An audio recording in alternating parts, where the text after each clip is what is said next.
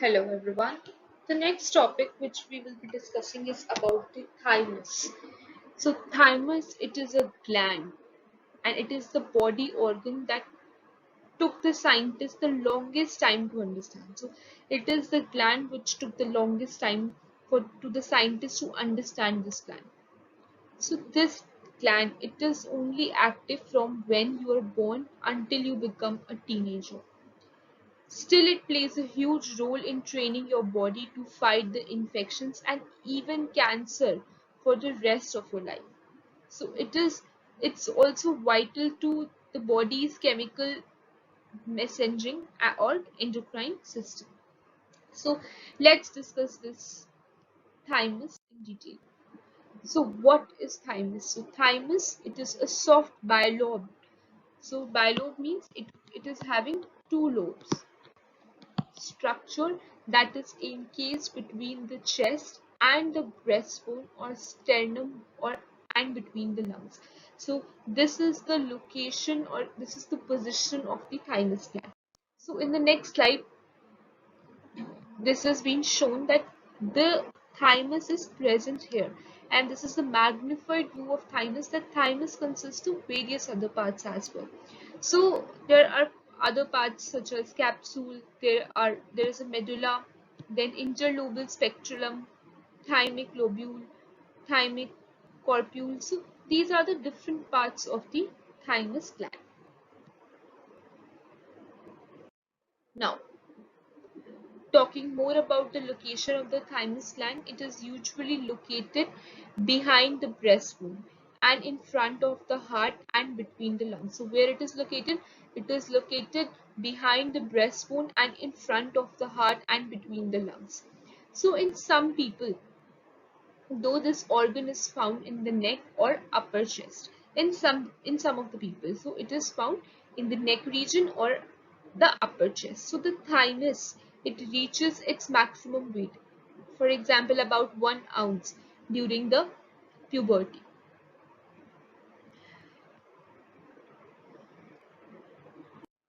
So what are the functions of the thymus gland? So the functions of the thymus gland includes, so thymosin, it is a hormone which is being produced by the thymus gland. So what does it? It stimulates the development of the T cells. So throughout your childhood years, white blood cells called lymphocytes, they pass through the thymus and they are being transformed into the T cells that will help to fight the infections. So T cell helps to fight the infections. So once the T cells, they are fully matured in the thymus, they will migrate to the lymph nodes throughout the body, and where they will aid the immune system in fighting the diseases. So the main role here of the T cells will be in fighting the diseases. Though thymus gland is only active until puberty, so it is only active until puberty, as it was discussed in the last slide as well. So its double duty is to function as an endocrine gland and as a lymphatic gland, and it plays a significant role in the long term health. So it plays a significant role in the long term health as well. Now, the cells of the thymus. So unlike your heart or lungs, what the thymus gland does isn't apparent. Its job involves a very little or tiny chemical processes. So inside the thymus gland, there are many different cells, and what these cells will include. So there is a epithelial cell.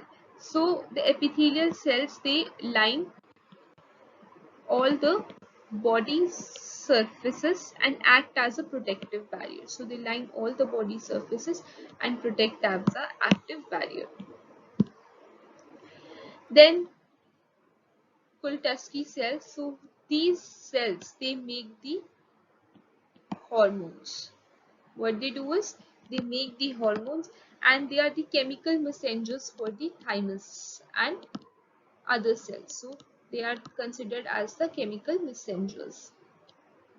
Then thymocytes. So they are the cells that become mature,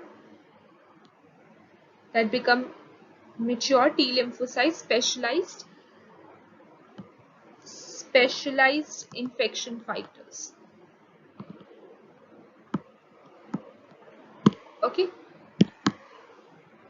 Next is about the dendritic cells. So dendritic cells, they are found in the skin and other tissues. So what they do is they also help protect against toxins, and so it will help protect against toxins and other foreign substances. Then comes the macrophages. So this is also macrophages, they're also the cells of the thymus. So they are also called as the garbage trucks of the immune system. Why? Because they will eat the foreign matter and clear away the tumor. So this is the main role of the macrophages.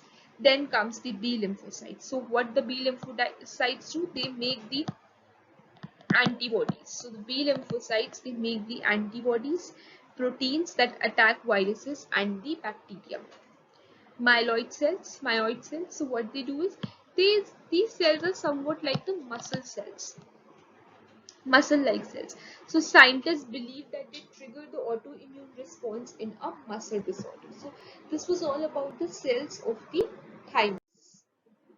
Now comes the conclusion part. So we have discussed every part of the thymus gland. So thymus gland, it does plays a vital role in the training of the immune system and protect the body against the infections and even the cancers. This process of this process basically begins when you are conceived. So the thymus gland reaches its maximum size when you are a teenager, and then it starts to shrink slowly. So after the age after the teenage age is finished, then this thymus gland will begins to shrink. So some scientists, they believe that the natural shrinking of the thymus gland triggers the aging of the immune system. So this is what the scientists believe. So that is why as we age, we tend to get sick more and respond to vaccines less, because researchers are studying ways to, therefore researchers, they are studying the ways to slow the thymus shrinking process, so that if the thymus will not shrink, there will be uh, the cells of the thymus gland will help us to protect more and fight against the different infections. So this is the reason. So this was all about, these are some of the references. Thank you.